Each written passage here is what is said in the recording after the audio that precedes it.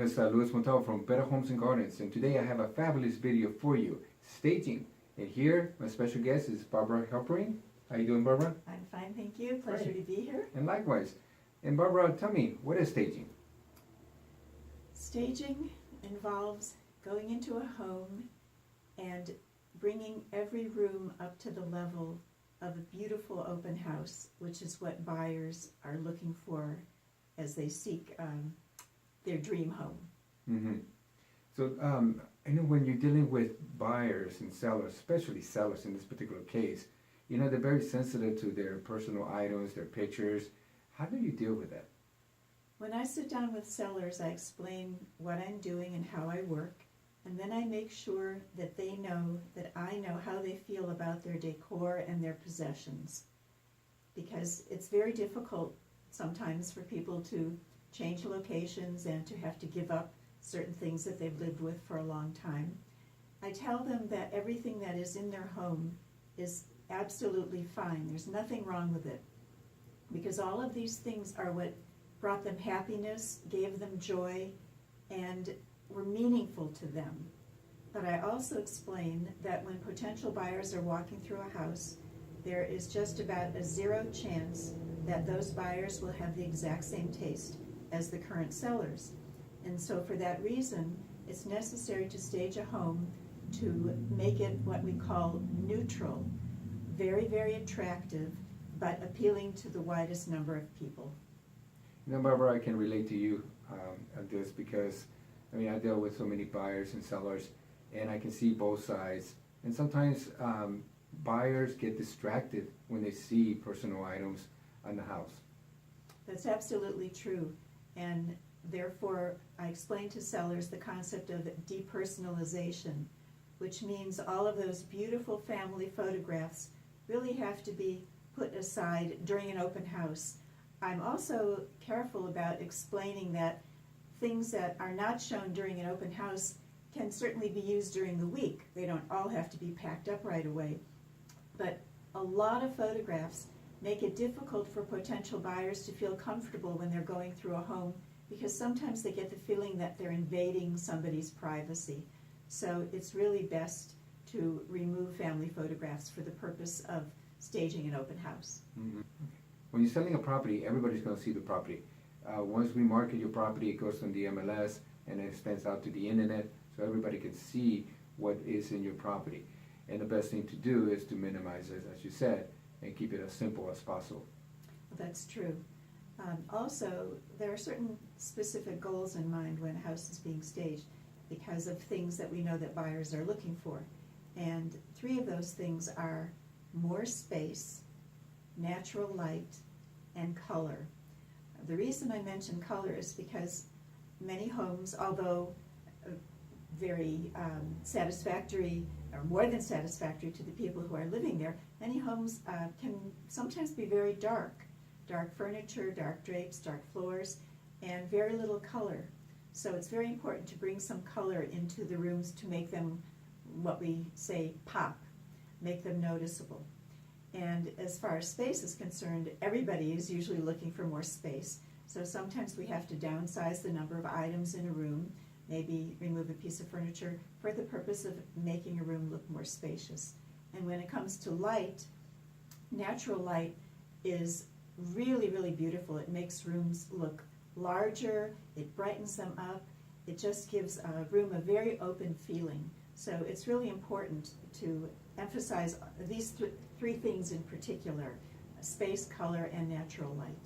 Mm-hmm. That's very well put, Barbara. And for the buyer, is they want to purchase a house, they want to dream. For the seller, they want a net profit. So that is an investment for the seller to get the most out of the design. That's right, because when you have a house staged, you're likely as a seller to either get your asking price or more. If your home is really beautiful, you may have multiple offers. There could be a bidding war depending on the state of the market at that time. But staging is always a wonderful idea, especially as opposed to having a vacant house. Vacant listings also sell, of course, but they may not get the highest price that they could get if they were staged. So, Barbara, I understand that there are several levels of staging. Can you explain to us what those levels are? Well, one of the first options I offer sellers is the option of my going through their home in great detail while they take notes and explaining to them exactly what's to be done in every single room in terms of furniture, accessories, everything that goes on the walls, what they need to do to bring their house up to the level of a beautiful open house and make it more appealing. The second option is for me to prepare a printed self-staging plan, which is basically the same thing, except I have everything written in detail, room to room, including cabinets, closets, storage areas, the garage, the exterior, and I also include places, names and phone numbers and addresses of the local retail stores where sellers can purchase recommended items needed to enhance their home. And the third option is when I do all of the accessory staging and the sellers don't have to worry about anything.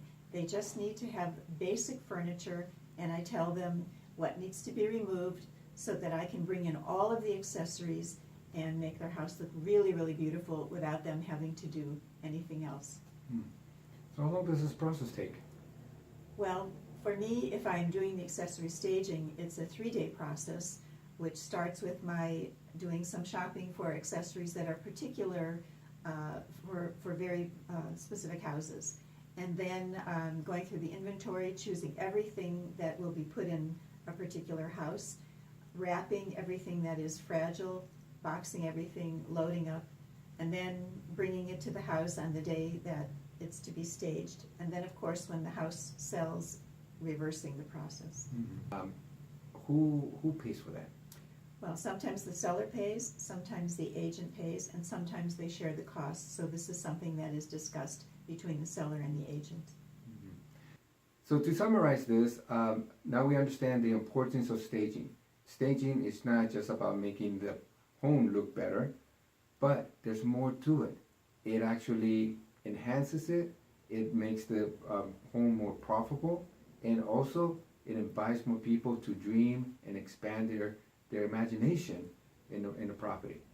And with that said, I just want to thank, do you have any comments? Well, I'd just like to say that I think staging is a wonderful option for sellers because in addition to potentially receiving a greater return on their investment, they often sell their house much more quickly than if it were not staged. So it really it takes a lot of the stress away from the sellers. And with that said, my name is Montalvo from Better Homes and Gardens, helping each family reach their dreams with dignity and integrity. And thank you so much, Barbara. You're very welcome. My pleasure. Thank you for having me. Oh, likewise, Barbara. Thank you so much. And I hope this video has been informative to everybody. Thank you.